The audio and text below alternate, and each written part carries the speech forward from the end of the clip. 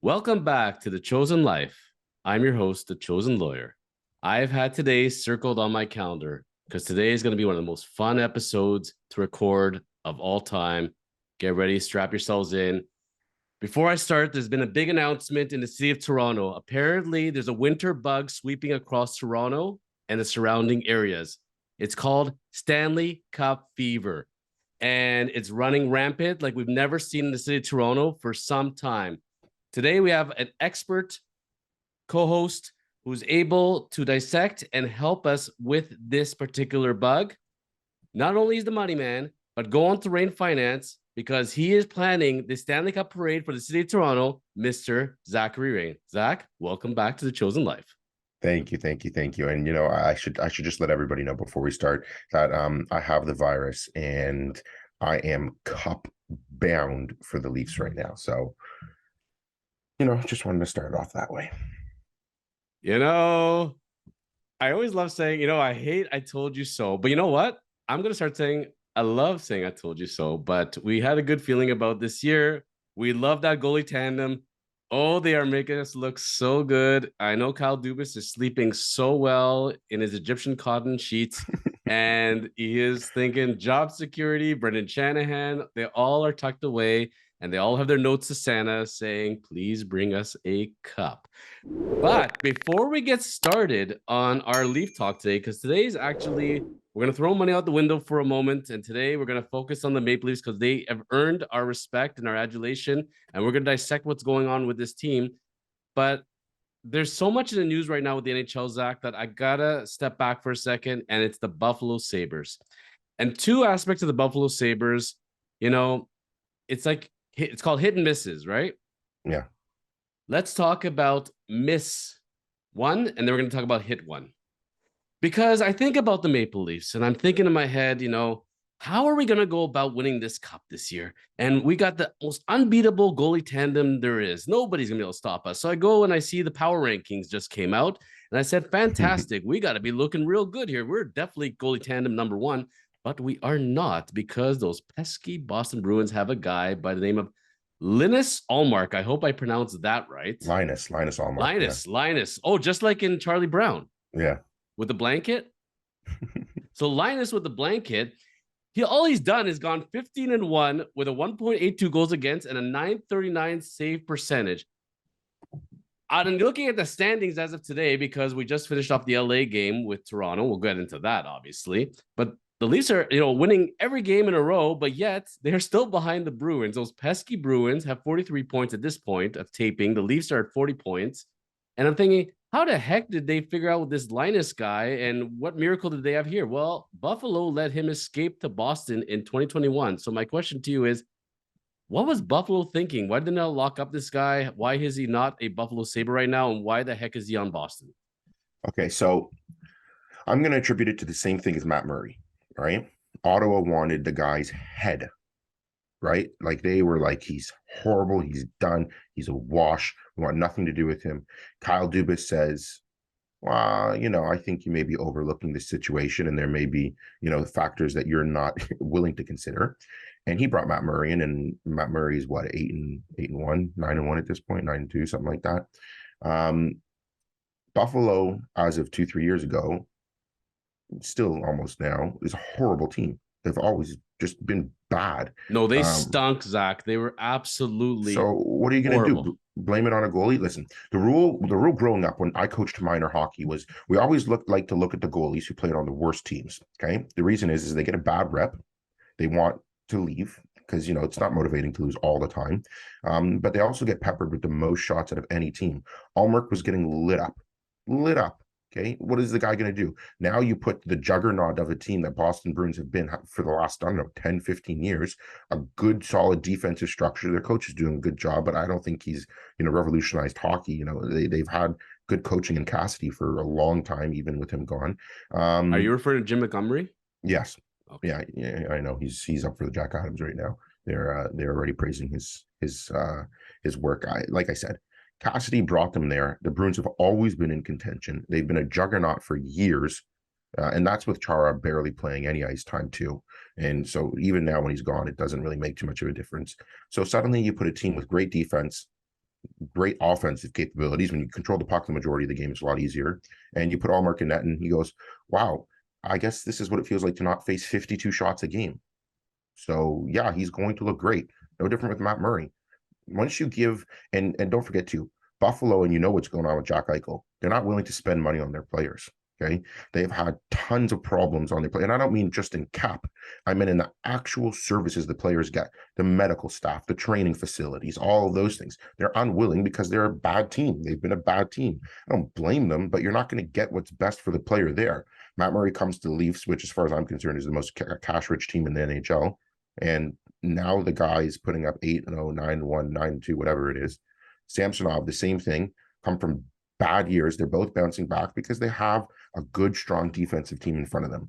So Ullmark was never that bad, though he's definitely playing better, behind a really good team. Well, take a look at his numbers, Zach, and I'm not going to analyze them right now, but I think he did not too bad in Buffalo considering what he was playing with there. In his first year in Boston, did pretty well, I would say. But man, he's been lights out. Do you not get the feeling that we are destined to face this man in the playoffs, the Toronto Maple Leafs? That's a feeling as well. Who? Linus Ullmark? Yeah, he's going to be facing the Leafs. Yeah, it's coming. Until it's restructured, it's inevitable. The Leafs right now, I think they're slaughtered to play Tampa, because it's the Boston, then the Leafs, and then... we are not making NHL pairings right now in December for the playoffs, but I guarantee you that they're going to meet, whether it's the second round or whatever it's going to be, but it's going to happen, Zach. The Leafs are going to meet them. The Leafs they're going to get a couple rounds under their belt this year. They've such strong defensive capabilities right now, and I like the trajectory of the way that the team is going and the players that they're starting to keep. Forget about the ones that they have, but the ones they're starting to keep. So they're going to face Boston, and they're going to beat Boston. Well, I'm taking a look-see here because the Devils at 43 points, I don't think that's lasting anytime soon. That's all smoke and mirrors as far as I'm concerned. Yes, they have talent and everything else, but I think they're due for a cold streak. The Lightning at 33 points are going to get hot, guaranteed. And it's going to be Boston, Toronto, Tampa. Let's see what happens. But for all the misses and the hits, Buffalo now has my new favorite hockey player. I am jumping firmly on the bandwagon, and it is Tage Thompson. Sports radio, besides the fact in Toronto, Ontario, Canada, talking about the Leafs nonstop and dissecting them, it's Tage Thompson mania running wild across the NHL. So let's run through it, Zach, here. I got some info for you. 5 goals, 6-point performance in the 9-4 rout of the Columbus Blue Jackets. 5 goals matched the record of Anderchuk back in 86. Okay. Hat trick in the first opening 12 minutes. That is insanity. And a franchise record 4 for Thompson. Wow. And he matched an NHL record by becoming the 4th player ever with 4 goals in a period. Like, wow. Yeah, no, that was insanity. It is insanity. It was against the terrible Columbus Blue Jackets team. Am I impressed by Tage Thompson? I will tell you that, family holidays, I want to say 6 or 7 years ago, we were watching preseason games. Okay. Me and my family and my cousins who, very into hockey. We coached them, my brothers, and we're sitting there and I look at this guy who's playing for St. Louis, it was at the time. He's 6'400", tall and lanky, and he was controlling the puck so well. And I was sitting there thinking, what's this guy's name? Tage, whatever his Page something. And I told my brother to look him up, and he goes, Tage Thompson. I said, mark my words, you watch Tage Thompson, this guy is going to be good. Reason being, how often do you find a 6'6" centerman who can dominate play, skate well, and has handles? There hasn't been one in the NHL for years. So I was hot in the guy even before he became big. But and then eventually through the World Juniors and everything like that, my brothers and I, we knew Tage Thompson was going to be a big deal. We like the move of getting rid of Eichel because it gave him a platform to really succeed. 5 goals in a game is unreal. 4 goals in a period is ridiculous. And what baffles me just as a coach is I don't know how the Columbus coach, whoever he is, couldn't figure out, hey, just put 2 people on this guy, maybe even 3, double team, play the body, something. It was nonsense. But on the same token, most of his goals were power play goals. So, Well, that being said, Zach, I did not know that you called Tage Thompson. That's a good call by you. Well done, because that's why you're the hockey guy for us, besides being the money guy, obviously. Yeah. I have the claim to fame that I predicted Shaq would be one of the best basketball players of all time before he joined the NBA. I called Shaq, so thank you very much. There you go. Tage Thompson, more stats. So interesting little tidbits about him. Second U.S. born player to score 5 goals in a game. Okay. Fourth player in NHL history to record 4 goals in a period, joining Peter Bondra, Grant Mulvey, and Joe Malone. Fourth active player to score 4 goals in a game, 5 goals in a game, joining Timo Meyer, Mika Zabzija, and Patrick Laney. It's Thompson's 3rd career hat trick and 2nd of the season already. Now, interesting little parallels here. So he was born in Arizona. He was drafted in 2016, first round, in fact, 26 overall. Know who went first overall that year? I think it's Austin Matthews, no? It is Austin Matthews, absolutely. Yeah. And they're both U.S. born. Although Austin was born in California, but grew up and raised in Arizona. So they have this Arizona connection.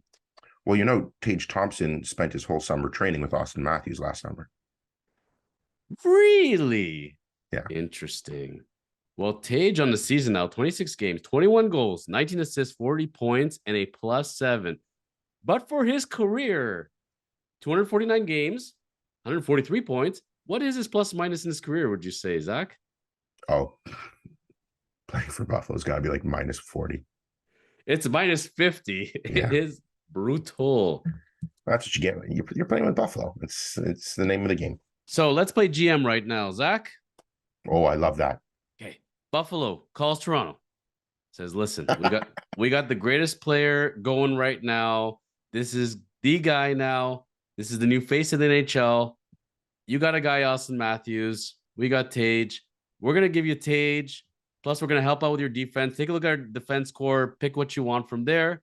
We'll take Austin Matthews off your hand. Who hangs up the phone on that one? Dubas. He does, eh? Oh, yeah.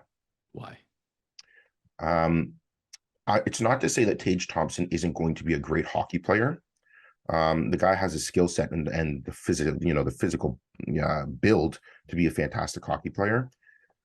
I don't know if he's got the same mentality as Austin Matthews. If you ever watch Austin Matthews, just his demeanors during the game, post game, the guy is not happy unless not only does he win, but he kills the opponent.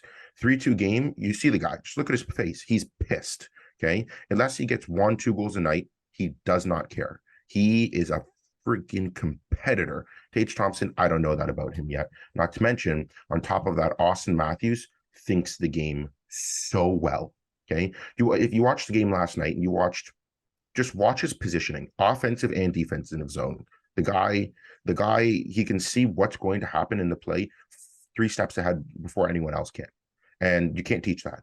Like, that is a skill. You either just have it or you don't. I've coached kids, who just didn't even have a clue what was going on the ice.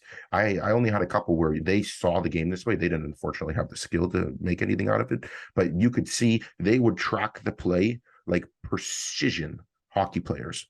And Matthews has that skill. And that's huge, because forget about the fact that the guy can put in 60 in a year. If you can defend, which is what I like about his game more now, if you can defend and prevent 60, it's even better.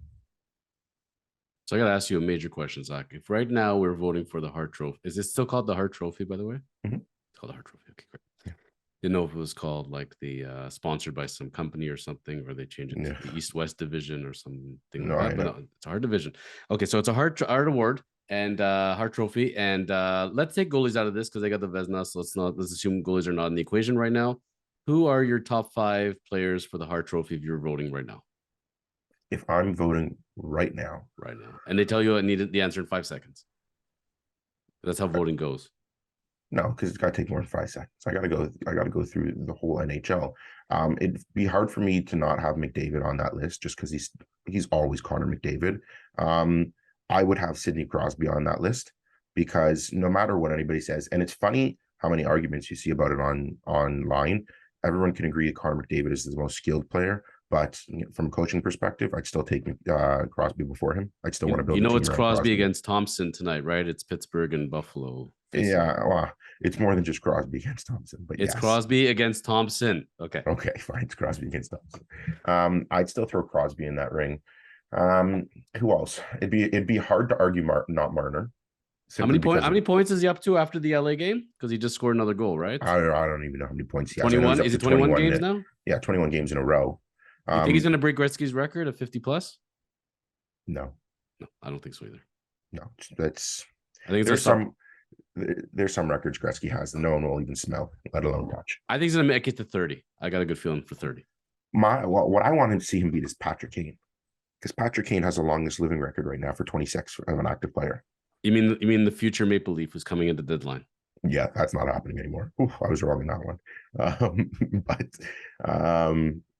Yeah, no, I think Marner can hit 27 just by the sheer fact that, William Nylander is holding it down with Matthews right now. Matthews is, as much as he's not scoring as much, that line is not missing Marner, and Tavares is having another career year. And then whoever they slot on that line is barely making a difference, because Marner, it's just the Marner and Tavares show right now. So I don't see a reason that he doesn't hit 25, 30, after that. So he's number 3 on. So you got 3 on your list so far for the Hart. 2 more. That's the only 3 I would do. That's it. No, you're not voting otherwise. No, because you know what? If you're not going to have goalies on that list, it's pretty hard. So yeah, no, there's nobody to me in the NHL. McKinnon's having an okay year, but he just got hurt already, so that's hard enough already. So I don't really see. I don't know if I'm overlooking anybody, but I don't see anybody on that list who provides really the greatest value to a team other than those 3. So I got to ask you over in St. Louis now. Knowing what they know today, do they still make that deal for 100%. Ryan O'Reilly? 100%. It was win now time, right? Like, look at their defensive core and how it's changed over the last 3-4 years since they won, whatever it was, 5 years since they won the Stanley Cup.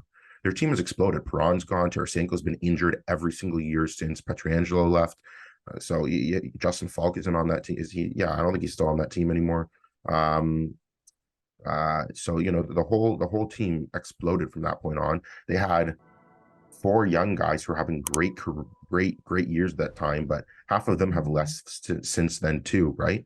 So that was win now at that team, and 1 Stanley Cup over a perennial player, which Thompson may bring Stanley Cups to Buffalo, but it's never guaranteed. Is he better than Austin Matthews at this point? I don't know. He's certainly bringing himself into the discussion, but look what Austin Matthews has done over the last 5 years, and we still haven't gotten past the first round. So one player doesn't make the whole team. I'd also say, look what Matthews plays like, who he plays with, and who Tage Thompson plays with. You put Tage Thompson on the Leafs, be interesting fit, right? Okay, anybody with Marner is going to succeed. I you know what? I have to say, I was one of the guys who always just crapped on Marner. I said for the first 2 years, like, the guy's not doing enough. He's not playing the right style. He's not doing this, blah, blah, blah, blah, blah. But the guy has grown so much into his game. He's getting good coaching. He's being surrounded by the right players. So anybody with Marner, I think, is going to succeed. That being said, I don't think Buffalo has such a bad, 1 through 6 in their forwards that it's going to make such a difference. Like Tuck, I've always liked Tuck. I love Tuck when he played on Vegas. I do not know how they got rid of him. That to me blew my mind. He's big, he's strong, he's a power forward, and has a great defensive game. Skinner, small and shifty. He's niche here, niche there. For me, it doesn't really make a difference. Dylan Cozens is having an absolutely amazing year too. If it wasn't for Tage Thompson and overshadowing him with 52 goals a game, a lot of people would be talking about Dylan Cozens and what he's been able to do too. So, and if you're playing with 2, Dowling on and Power on your first line defense too, and you have those 5 running around the ice, that's still a really solid first line. Like, that'll revel a lot of the good teams in the NHL too. I like what's going on in Buffalo. I don't really like what's going on in St. Louis, though, when we're finishing off here on St. Louis, mentioning O'Reilly. If you got a text message, it's Jordan Binnington, right? It's like, Zach, what's going on, buddy? So I know I got the cup, had that great playoffs run there, got my contract. Zach, what the heck is wrong with me? Help me help myself. What would you text back to Binnington? I'd say that he needs to speak to someone I know as Patrick Roy. Roy? Yeah, Roy. He needs to speak with him. He needs to speak with Martin Brodeur, and he needs to speak with Carey Price. I'd say he go speak with those 3 people. Why? All perennial, one of the best of their games. You know, Broder is going to go down as the best goalie ever. Patrick Waugh is going to be in the conversation, and Carey Price is, and I will still say this, you know, as a person, I don't know if I love the guy, but I don't know too many goalies in the game that I've seen over the last 20 years, you know, with exclusion to Broder and maybe Luongo, that could carry a team. And I don't just mean like, you know, what Vasilevsky's done where he saved them some games. I mean like series, like Price would steal series. Anyways, go talk to those three guys because Waugh was a hothead, and you can definitely see Binnington's a hothead. Brodeur was able to balance. He had a fire in him, but he was able to balance it out. And Price, you couldn't shake Price. That guy was unshakable. Only thing that could shake him is his personal life, unfortunately.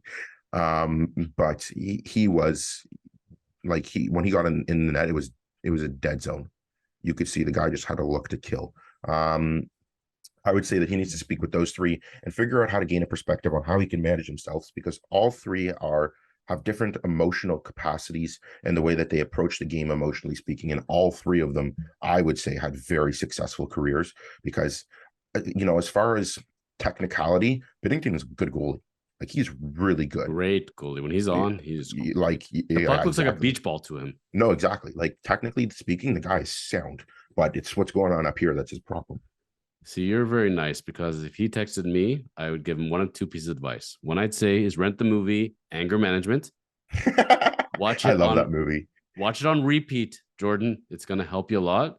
And otherwise, I would get him to hire a shaman and exercise the demons away from him, because there's some kind of bad energy around this guy.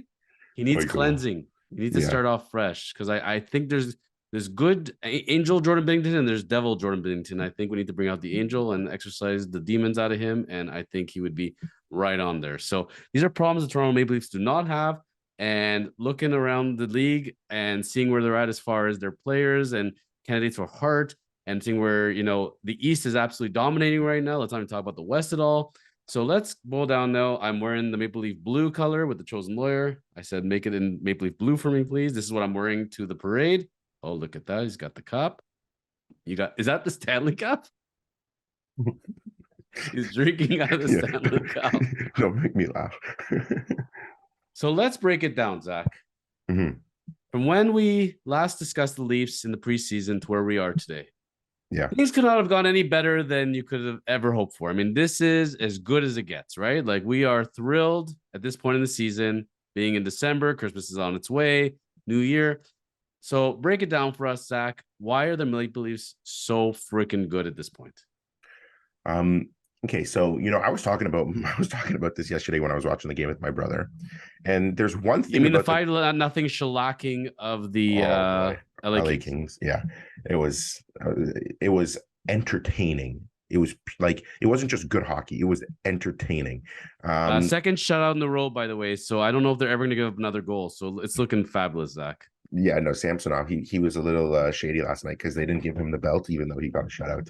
Anyways, I was sitting there with my brother and we were talking about it. And the thing that's bothering me about the Leafs most right now is they had Muzzin, Brody, and Riley all out, right? Which, as far as I'm concerned, that's their 1 through 3. Okay. Although Brody's coming back. Brody just got back last game. Okay. Yes. They had him out, and defensively speaking, they were sound. Like, they were playing good hockey. Sandin stepped up. Liljegren stepped up. Most of all, 38-year-old Mark Giordano looked like he was going to win the track award out there, playing 29 minutes a game. Not actually, but like, he was out there a lot. And not just playing minutes. He was blocking shots. He was acting as an enforcer too, beating people up. So we like that, Zach. We like that a lot. No, I love it, but it's concerning for me because they're playing so well defensively right now. What's going to happen when Mo comes back? Because Mo, to me, he's always bothered me. He's not a defenseman. He's a glorified left winger. And that to me has always been bothersome because, you know, when I coached hockey, the best thing you could find is just a freaking stay-at-home defenseman. A guy who's going to make the right moves, good first pass out of the zone, defensively sound, doesn't lose positioning, always behind, always in front of the puck, depends on the positioning in the zone. But the guy, he's just sound, and Mo is not that guy. But Zach, I got to ask you a question then. The heart and soul team, Nick Robertson, now out. How is the team going to recover from this? Nick Robertson should just, the Leafs should have traded him at the beginning of the year I was freaking like begging the hockey gods. I was begging the hockey gods, like just get rid of him already. Whether he's a good or not good hockey player, I'm not even going to question. Okay. He's not good for this team. He hasn't been for years. He's got value. Trade him now. Separated shoulder. He's probably out the rest of the year. If not, they're putting him on long-term IR right now to get that salary cap relief. I guarantee you. He's on a 2-way contract. They don't even need to put him on LTIR. Oh, they really? They can throw him back to the minors. Forget about it. This is where you know all this stuff, Zach. Thank you for sharing that. That's the reason he didn't make the team, and Malgin did, because they could move Robertson up and down without having to waive him and risk losing him. So you don't think we're going to miss a beat without Robertson on that? Not a beat at all. Okay. All right. So getting back to Marner for a sec. I mean, look at the names he passed. Daryl Sittler, Eddie Olczyk. Like, wow. Like 21 points. Like, I think in my estimation now, there's no coincidence that we have this win streak going and he's got this point streak going. I think the team is really rallying around it. I think they're having a lot of fun with it. And every time he extends that streak, I bet you they're like loving it in the dressing room. They're spraying each other with water and it's a good time. I was watching a podcast, Spit and Chicklets, a clip from the Spit and Chicklets. Wait, you're watching another podcast? Well, only for research purposes. Don't worry. You mean okay? You're not going against. Okay, phew. Okay. No. Only for research purposes, because when we have these hockey discussions, I need to make sure that I'm knowledgeable. You got me worried there. Okay. Cool. No, and the Spit and Chicklets podcast is pure hockey. So they do provide value in some sense there. So it's not a lifestyle. It's not a lifestyle podcast talking about each and every subject matter, like the way we do on The Chosen Life, and that's why people subscribe, hit the notification bell, because they never know week to week what we're going to talk about. No, exactly. And I haven't even subscribed or hit the notification bell with Spit and Chicklets. Like I have subscribed and hit the notification bell for Chosen Life podcast, because it's not the same. But whatever they were saying. They were talking and they were saying how where was I going with this point? You were doing research, Spit and Chicklets, and they brought in as far as Tom Marner points streak. I completely am blinking. I don't know where I was going with that. Marner point streak. Marner this part. Yeah, we're talking about the Marner point streak and how the team's rallying around it. Right. Gets all excited. Yeah. Okay, let's restart. Ready? Go.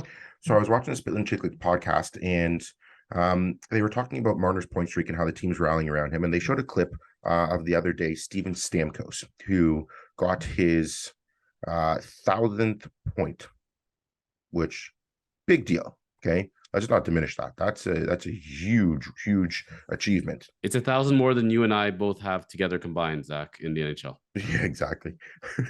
You're telling me. Anyways, he got his 1,000 points. And they're sitting there in the dressing room, and obviously John Cooper, a class act, gives Victor Hedman the puck so that he could give it to Stamkos. They do the whole ceremony. They give him his stick and the flowers and everything with his family, which is nice. But if you watch the actual dressing room demeanor as he gets his 1,000th point, it just seems a little reserved, right? You're sitting there thinking, okay, big deal. Everybody clap for him. And then it just shifts to the Leafs. Marner gets his 19th point or whatever it was, breaking the record, or his 19th game in a row with the streak, whatever it was, breaking the record or tying the record, whatever it was. And you just see them showering him with water all over the place. And Ryan Whitney, who I really don't love on a good day, said something smart. He goes, that's just the difference between the pedigree of teams, okay? An individual achievement in Stamkos' 1,000th point, which is great. It's great. It's still worthy of a celebration, but we're not talking about dumping water on the guy and having this whole melee in the middle of the room. The Leafs are celebrating the small things, which is great, but they're accepting victory in areas which, while it's nice, you got to have bigger dreams here, baby. Like, you need to have that pedigree where we're here to win the Stanley Cup. No ands, ifs, and buts about it, and anything else that happens in between, great, just happens on the way. But let's freaking focus on. Can you help explain to the viewers this concept of the Maple Leafs belt? So this is only given when they win, I presume? No, I think it may be only given when they win. And who gets this belt at the end of every game? The last winner decides who gets it the next game. So Matt Murray got it the previous game because he had a 4-0 shutout. So he received the belt for player of the game, and then he decided to give it to not Ilya Samsonov last night, which was a little bit of a surprise because he also got a 5-0 shutout. But I'm sure there's no bad blood between them or anything like that. I think it's all bad blood. If I was Samsonov or Murray, I would not be rooming these guys together. I wouldn't let the guy open the door for me. I'd always be keeping one eye open around. Oh, sorry, my skate was out. Oops. I guess you're not gonna be playing for a while. Like I don't know. Do you think that they're best buds? Like they're hanging out like Dumb and Dumber, or you think that they're like reserved and like I'm gonna get you, I'm gonna get you? What do you think their relationship's I like? don't think they're I'm going to get you. I think they may be reserved. Listen, Samsonov just doesn't speak English very well, so that could be, a challenge to begin with. I don't see Matt Murray being that type of guy because one of the nicest hockey players in the world, everyone says, is Marc-Andre Fleury, and they were tandem together for years, and they didn't have a problem. They won a few Stanley Cup or a couple Stanley Cups together. So I don't see Matt Murray being that guy. Everybody also says, the guy is just as class act as it gets. He's got charities, for many different important causes. So everybody says he's such a good guy. I think it has, because he gave it to Zach Aston Reese. I think it has to do more with acknowledging, a guy who plays in the bottom side of the lineup for making a big play. Because obviously, you watch the game against LA, he smoked that guy, whoever that was, I don't know, no name, in the middle of the ice. Took the fight, and then that's when everything just went nuts. The Leafs started going on a rampage after that. So, well, let's get to, well, I'm shocked you didn't give it to Samson. I think it would have been a classy move to do it from that end as far as acknowledging your other goalie in the tandem because, hey, I got a shout out, you got a shout out. But I think that's going to be a very good rivalry. So you ask most Maple Leaf fans at the beginning of the year, let's say in a perfect world, you get to keep Jack Campbell because you know Jack Campbell, you know what he's about, right? And the Oilers signed to that big 5-year, $25 million contract, but you got to keep Peter Mrazek at the same time. Now taking a look at the numbers, and I think most Leaf fans, believe it or not, Zach, would have taken that over the chance we took with Matt Murray and Ilya Samsonov. Now taking a look at the numbers, if they're not right at the bottom of the league, both of them, Mrazek and Campbell, it is looking real bad, real fast. I mean, Chicago took him just because they need to tank and get high draft picks. Edmonton was really hoping for Stanley Cup glory, and now he's being a Buffalo Skinner. Well, Edmonton's Skinner, Stuart Skinner, is now their starter indefinitely. So you look at Campbell, Mrazek versus Murray and Samsonov. Man, the Leafs are looking like geniuses right now. it was I was never at one point mad that Kyle Dubas did not sign Jack Campbell this year. Never at one point. I wouldn't have signed Jack Campbell for more than $3 million a year. Because the reality is the Leafs and under Keefe's coaching have become defensive juggernaut team. Okay. Just look at what they've done this year. They don't let in very many goals against. Okay. 2-3 usually max. And in that, they're scoring 4 or 5 goals a game without question. Okay. So I have no problem. Jack Campbell was carried on a strong defensive skilled team. Okay. Then he went to the Oilers, which, as far as I'm concerned, are one of the worst defensive teams in the NHL.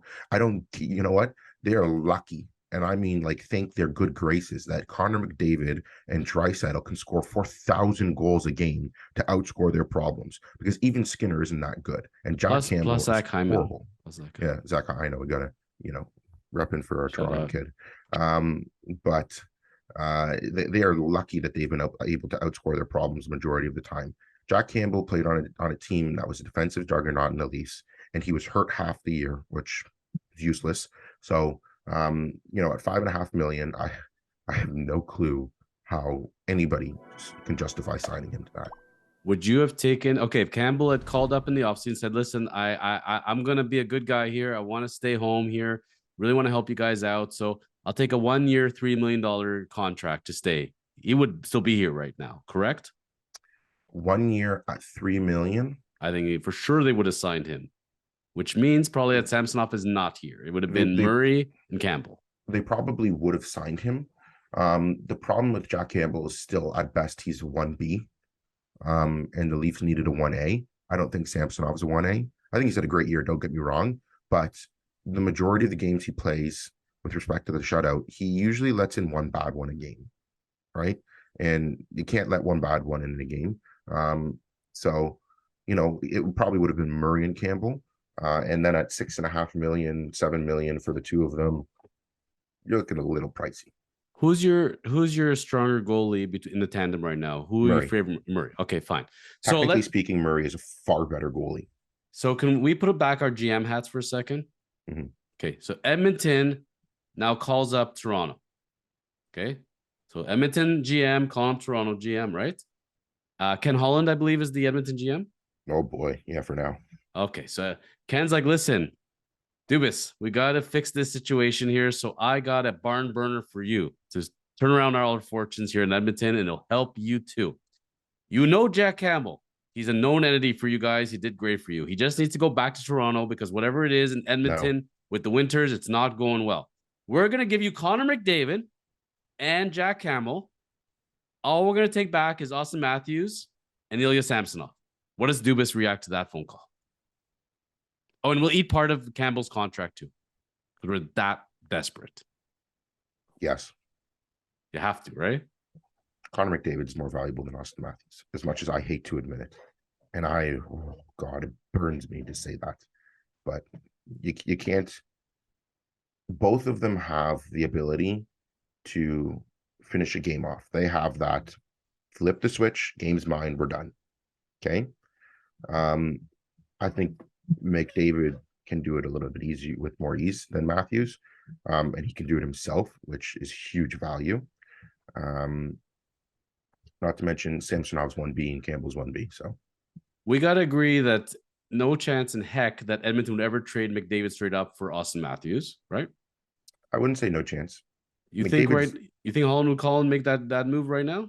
Not right now, but no chance. McDavid will be a Leaf. Well, Connor McDavid in his lifetime, and I think post his contract with the Oilers, will be a Toronto Maple Leaf.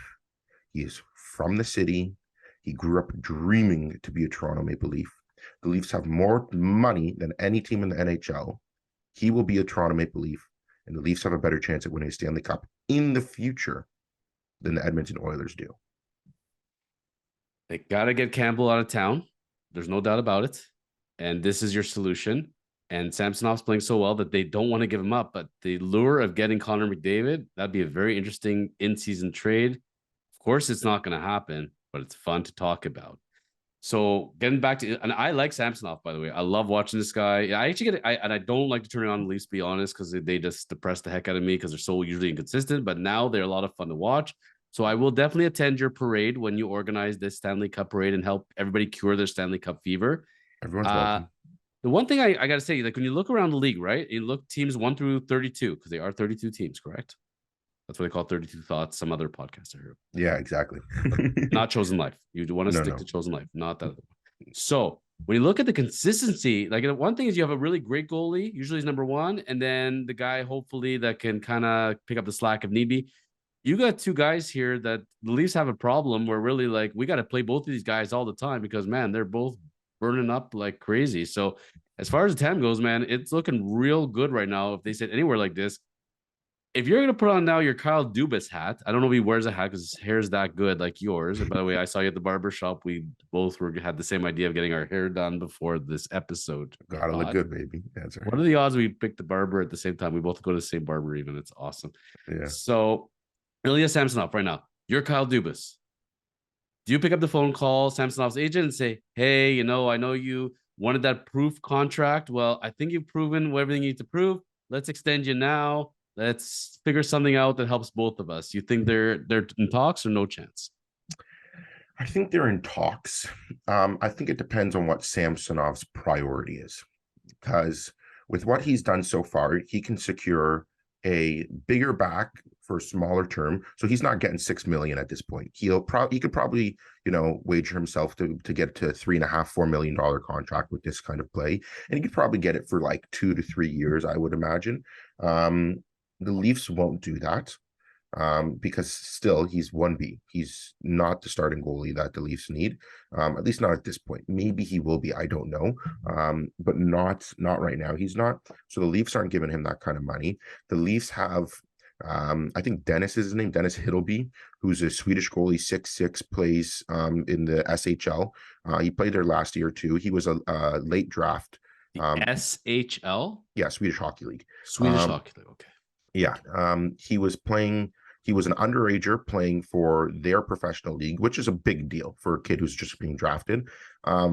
the deal with him, and I've done some research on him, because when the Leafs draft a 6'6" goalie who's Swedish, generally speaking, they're good. You got to get excited, European goalies. So I did some research on him. Guy had horrible junior years. Next thing you know, he's best goalie in the Swedish Junior League, killing it with the numbers, playing in the professional league, wondering where the hell this guy came from. So apparently the story goes is that he had double hip surgery because he grew too fast. He grew a foot in a year or something like that. And so he had to get surgery on his hips because he didn't have the flexibility that he needed as a goalie, and he was always in pain. And now, apparently speaking, he's lighting it up. So that's something I keep my eye on for the Leafs, because he's under contract, I think, one more year with them. So this year, and then he's available, and he could be a good 1B. And as long as Murray's fine, I wouldn't go too far. But I don't know. It depends on, let's just say it depends what Samsonov's motives are. If he wants money, he's not staying. If he wants to win a Stanley Cup, he may stay. Like if Dubas calls up his agent and says, you know what, let's send you for another 2 years, 4 mil. 2 years at $4 million a year? No, 4 total. Don't have that. 4 total. 4 till. 2 per year. I think that's too little for him. You don't think Samsonov will take that? Eh? I think he's worth more than that. Well, playing right now for sure, but all it takes is one bad streak, right? And right back to the bargain bin for him. So yeah, but even as a 1B or even as a backup, most backup goalies in the NHL are making $1 to $2 million, and those ones aren't 1Bs. So let's say Jack Campbell calls you up now or texts you. Bington has your number. So he just did text me, Jack Campbell. You really? Yeah, we speak on a daily basis. You're probably his financial planner. I know you can't disclose that, but I didn't say he was his financial planner. We're just friends. That's all. Okay, so you and Jack are friends. I don't know if he appreciates everything you say about him, but if he says to you, Zach, listen, I know you got your finger on the pulse, man. I don't know how you're not coaching or GM in NHL with your freaking smarts. Fix me, Zach. What do I got to do to get back to being the awesome goalie that I was? It's not Jack Campbell's fault. I have to don't think that I'm saying Jack Campbell isn't a good goalie.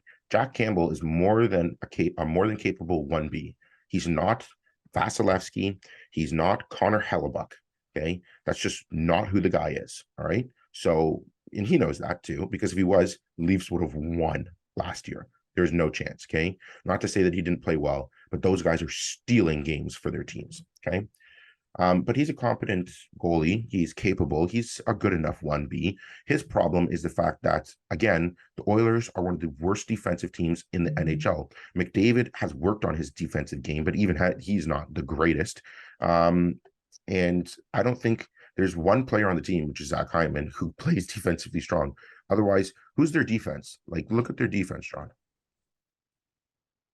Yeah, I thought they put 5 forwards out there every game. Yeah, exactly. They have nobody. They have what's his face?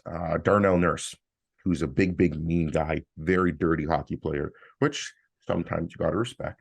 Awesome. But he's also he's not defensively strong. They have no defense. Interesting. So from the Leafs perspective right now, as I also said to myself, how are they doing this with every single defenseman out seemingly? But we're going to presume that Muzzin is not coming back this year from the sounds of it. Sounds ever. Right now is he's retiring. Yeah. Okay. So if that is the case, and everybody else does come back, sniffing around deadline time, we got to load up with 1 or 2. The way I'm seeing it right now, what are you thinking? 1 or 2 defensemen, we're good to go for the playoffs? One. We still need 1 through in the top 4. So the way I would run things in the perfect world is you have to keep hold on. We have the Dubas right now is taking his notepad. I know he's watching this and he's so intrigued. So okay, Kyle. I spoke with him about this last week. It's no problem. Okay. Anyway, so no, I told him, I said, you got to have Riley with Brody, because listen, as an investment specialist, we all hedge our bets, and Morgan Riley is an offensive defenseman. And TJ Brody is just stone cold defense first type of defenseman. So playing those two together, you should be okay. I would not split up the Swedes in Liljegren and Sandin. They're playing very well together. They're familiar. They're comfortable, which, for defensive partners, you want to make sure that they're comfortable, willing to speak to each other and everything like that. That would be my second or third pairing. But, we'd see how the ice time splits up. After that, Justin Holl drives me nuts on a good day. On a bad day, you could hear me like the crazy person I am, screaming at the TV. Steve Dangle didn't even scream like I scream at the TV about Justin Holl. Though Giordano has calmed him down, he is not enough. So the way I see things is you need to have a good split of left-handers and right-handers. You got Jamie Benn, who's off and on hurt as a 7/8 defenseman, left-handed. Now you've got Connor Timmins, who could be something right-handed. Okay. So now you got two relatively big, 6'2", fair-sized, meaner, more physical style defensemen who, as far as I'm concerned, are 7, 6, 7, well, not even 7 or 8s in the NHL. From that, you need to get somebody better than Justin Holl. You need to have somebody with a mean presence, defensively strong and capable, someone that you can depend on, who will log good minutes to play with whoever is in the 4 slot with him, and that is not Holl. So aside from this one defenseman that the Leafs have to get, do you see any other moves at this point? Assuming everybody else stays healthy and everything else works out in a perfect world, they got to do anything from a center standpoint, a forward standpoint? So for me, the forward standpoint is hard because I just don't see Kerfoot fitting in any role right now.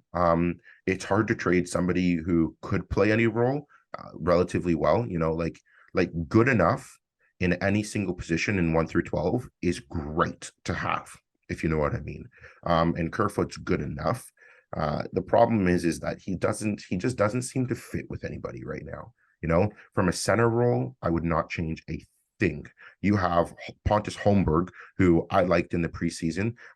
He kind of came out of nowhere, and I really liked him. He was another one that in the preseason, because my brothers and I, we always talk about who our players are that we want to see. Holmberg was my number one. I took him before Robertson, because, and as Keith will tell you, a player that does not make mistakes is more valuable than a player who scores goals. It is 100% true. So you have a center lineup of Austin Matthews and John Tavares, who are scoring machines. Holmberg, who's not unable to put the puck in. He's already got a few goals. David Camp scored yesterday too. He can put a few goals in, some tertiary and I don't even know what the fourth equivalent of tertiary is. Fourth line scoring. So those guys are great. You have Marner and Nylander on the right-hand sides. I wouldn't change either of those. At least not for now. And even if you do, they're swapping. I like Zach Aston Reese on the bottom line. Engvall, get rid of. He does nothing for me, but he's also not somebody who's going to make or break the team. Bunting is working his way throughout the lineup. Just he's a guy who plays wherever he's needed, which is great. I would still look for one left wing power forward. Though I'm hearing that the Leafs are reluctant to do that because they think Matthew Knies is going to fill that role when Knies, I don't know how you pronounce it, when he's done chasing the NCAA Cup dream, which will be late in the season, as I understand it, and early in the playoffs. So I don't know. I'd still hedge my bets and get a strong power forward left winger. If you could get me an Alex Tuch, I would be dreaming. Well, we talked about the Skinner brothers and we talked about Nick Robertson. Well, talked about the Hart discussion. I think you missed one guy. I don't know if he's in your discussion or not, but doesn't Robertson have a brother? Jason Robertson is not leaving Dallas. He's going to put up like 80 goals this year. Jason Robertson, right? Okay, so we called him now in Dallas. Is he in your Hart discussion? Is he in my Hart discussion? No. But you'd like him on the Leafs? Listen, I'd love to have him. He doesn't make or break that team. He doesn't provide extreme value on that team. He's still not defensively strong. He's not more valuable than Connor McDavid. He is not more valuable than Marner. There's no chance he's more valuable than Crosby. But he's having a nice season. He's an honorable mention. Yeah, yes. Good season so far. So is Jack Hughes. So yes. Well, a couple of things I wanted to bring to your attention here as we're wrapping up today. So with Chicago, we were fully expecting Patrick Kane to get his Leafs jersey on. You don't see it happening this season. Why? And is there anybody else from Chicago you think that we've already had nice, trading with them with Merzik. Can we maybe pick up one of their guys, since obviously they're not going anywhere this year? So the only guy they have, I think, is Murphy. He's a defenseman, right-handed shot. Not great, not bad. I don't really think he's going to be the Leafs' saving grace. Um, they don't need a centerman in Taves, and there's no one else there I see there who's, so valuable. They could trade for Seth Jones and ask Chicago to eat up some of his salary for the next 52 years that they signed him for, but that's not going to happen. So no, I don't see anything happening with Chicago. Kane has said time and time again he does not want to play for the Leafs. I don't know why. Did you Probably try because reaching out to him? Has that been I tried. successful? No, he's too big for me. He doesn't take my calls. But he doesn't want to play for the Leafs. Probably he's a Buffalo kid. He hates the Leafs. I don't know. Is he heading to Buffalo to team up with Trace Thompson? Is that the idea? I don't know. He's not getting a cup in Buffalo for a couple of years at the very least. Like Buffalo is still 3 defensemen short and a goalie short of being a good team, let alone It's a pretty great hard to team. get one defenseman, let alone 3 defensemen. Well, when I'm thinking about the Leafs, the one thing I'll say is looking towards the playoffs in the future, assuming, of course, and this is a big if, Murray and Samsonov stay healthy. I think Leaf fans, I think management, coaching staff, everybody's sleeping very well at night with that tandem. I don't think we've seen the last of Shalgren. I think that he will come at some point when somebody needs a breather or somebody goes inevitably on injured reserve when the situation happens. The hope is obviously that Murray is going to stay healthy for the most part. But Shalgren, you know what? I think looking at what he's done as your number 3, you could do a lot worse. You could do a lot worse. You could also do better. He's not bad. To me, he's a nothing. He's a nothing third liner. He got a shutout in his first game, right? I was Third there. stringer. I know you got to shut up. Like I said, he's not going to make or break the Leaf season either. And as a goalie, up and coming in your they call it string in the lineup, right? As a third or fourth string goalie who's younger and supposed to be providing the team with future depth and future opportunity, he's not there. He's not that guy. So let me ask you, as the owner and operator of Rain Finance, and always being around money and assisting people with their budgets and figuring out their life situations, and then of course having your hockey smarts, Zach, why don't they just get rid of this salary cap altogether? It's annoying the heck out of all of us. Teams that have the money and willing to spend will do it, and the teams that don't have the money and don't want to spend won't do it. Trying to create, put everybody on an even footing. It's not happening. So how does it, if you can let us know in like literally 2 minutes or less, how does that NHL salary cap work and how do we work around it? Because the only thing I see is putting guys on long-term reserve, injury, and then bringing them back right as the playoffs start. That's the only way to do it as far as I can see. So I wouldn't get rid of the salary cap. I'd get rid of the rule that you could do that with the LTIR, or at least I'd manipulate that rule. My little brother is funny enough. He's taking a sports economics course in university right now. And we were talking about this because he's doing assignments and regressions to see how valued players are and how much they should be paid based off their performance and yes and yada, yada, yada. The salary cap is great. It was a good idea. It was a good concept. And I think it does bring everybody on a more level playing field. I don't attribute the cap to the disparity in talent within the teams in the NHL. I would attribute poor scouting and coaching and poor divisional structures to what's going on in the NHL. Like the fact that the Lightning, Leafs, and Boston Bruins are still in the same division to me is absolutely asinine. I do not know how that makes sense. And it's like John Cooper said, every time he plays the Leafs, we should have beat Tampa last year. And the two of the top teams in the NHL were out in the first round last year. How does that make sense? So, I think that's a problem. I think we need a divisional restructuring or at least a different playoff structure. And I'd get rid of that LTIR rule because that rule is just for cash heavy teams, Tampa Bay, the Leafs, Florida Panthers, Boston. That shouldn't Dallas did it. That shouldn't be allowed, or at least it should be on a reduced prorated formula than the way it is right now. Well, for the execs watching this from the NHL, we welcome your feedback. You can reach out to the show directly to myself and Zach. We're happy to help you improve your game because Lord knows, everything could use tweaking, but it's been an exciting season so far, 2022, 2023 NHL season. And Zach, so now looking where we're at today, Leafs definitely getting the cup this year. Getting past the first round for sure. You're not prepared to predict this full cup yet. Depends on if Murray can stay healthy. Okay, Murray's staying healthy. Cup is done. Yes.